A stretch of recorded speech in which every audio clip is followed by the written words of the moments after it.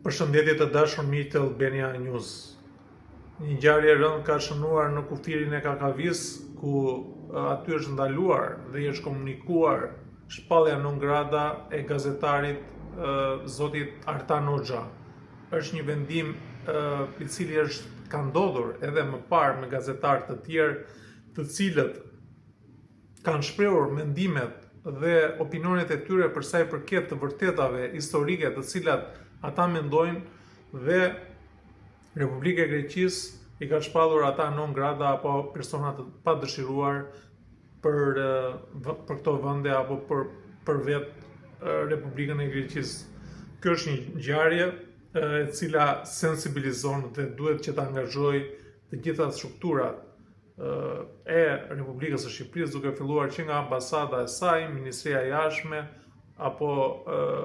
vetë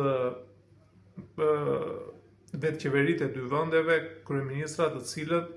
duhet, pra flas për vendin tonë, duhet kërkoj shpjegime dhe arsye sepse është marrë kjo vendimarrje e përsëritur ndaj një gazetari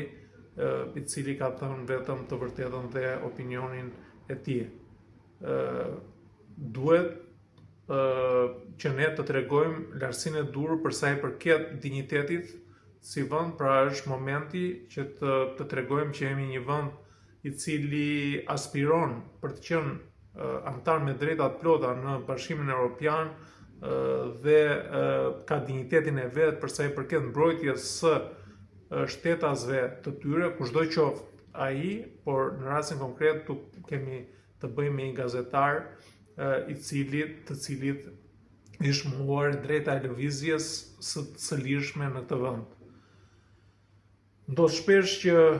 ka pasur provokime të tilla ndaj shtetasve shqiptar, pra flas për gjithë periudhën e historikut të tyre 35 viteve tranzicion, kur shqiptarët kanë emigruar në Republikën e Greqisë, ku ata janë dhunuar, janë përndjekur, janë burgosur në mënyrë të padrejtë apo me akuza të cilat ata nuk kanë kryer krime, pra edhe krime të cilat nuk i kryenin dhe i zhveshur sikur të kenë kryer krime. Kjo është për të ardhur keq dhe e patolerueshme. Duhet që zoti Rama të tregoj lartësinë e dur, ashtu sikurse ka treguar lidhur me komunikimin përpara zgjedhjeve që ka pasur me shqiptarët e Greqisë në Athinë, ku ka zhvilluar një takim mjaft emocionues dhe një fjalim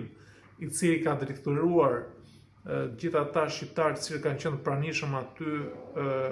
shqiptarë të cilët jetojnë në Greqi dhe kanë ndjekur, por edhe ne të gjithë. Ishte një fjalim brillant i cili tregonte gjithë vuajtjen dhe zhvillimin, dinjitetin e treguar me forcë të emigrantëve tanë në Greqi. Duhet që qeveria jonë të tregojë që emigrantët nuk janë qytetarë të cilët nuk kanë një familje, nuk kanë një shtëpi që t'i mbrojë të drejtat e tyre, duhet të tregojnë dinjitet dhe barazi në kërkimin e llogarisë dhe të hesapit për çdo qytetar të cilit i synohen të drejtat dhe liritë themelore në Republikën e Greqisë. Faleminderit.